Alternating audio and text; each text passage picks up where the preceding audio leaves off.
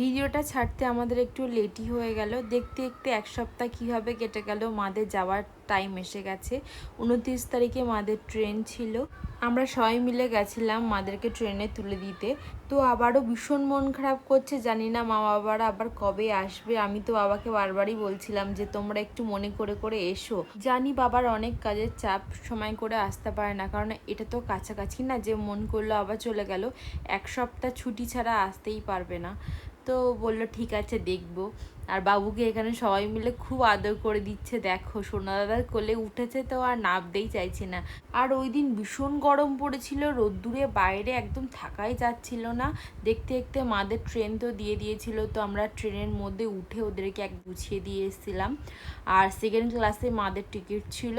বাবু তো ট্রেনে উঠেই খুব মজা করা শুরু করেছে, ভাবছে মনে আমরা সবাই মিলে একসাথে যাচ্ছি ঘুরতে। আসলে এই এক সপ্তাহ একসাথে সবাই মিলে ঘুরতে গেছি তো ও সেই জিনিসগুলোই মনে করছে। আর ট্রেনে উঠে সেই লাইট জ্বালানো ওর তো কাজ, তো সেইটাই ও করছে। আর এইদিকে সোনা সব কিছু ঘুরে ঘুরে দেখে নিচ্ছিল ওর সিট কোথায়। বাবার সিটটা একটু দূরে পড়ে গেছিলো। বেশ অনেকক্ষণই ছিলাম ওদের সাথে। ট্রেন ছাড়া 10 মিনিট মতো আগে আমরা চলে আসি। আসতে খুব মন খারাপ করছিল। আর আসার পথে এক জায়গায় হাট বসেছিল, তো সেখান থেকে আমরা কিছু সবজি, কিছু মশলাপাতি এগুলো কিনে নিলাম, কারণ বৃহস্পতিবারে সেই বাবুকে নিয়ে আমাকে তো একা একা যেতে হবে। তো সুমন বললো আজকে এখান থেকেই নিয়ে নাও।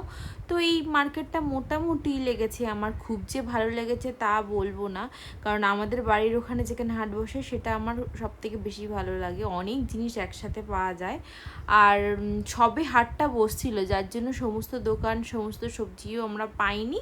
দামের দিক দিয়ে বলতে গেলে মোটামুটি একই রকমই দাম ছিল, এখানে যে বেশি দাম সেটা নয়। কিন্তু এই হাটটায় সবজি অতটাও ফ্রেশ নয়, যেটা আমাদের বাড়ির ওখানের হাটে প্রত্যেকটা সবজি খুবই ফ্রেশ থাকে। তো আজকের ভিডিওটা এখানেই এন্ড করছি।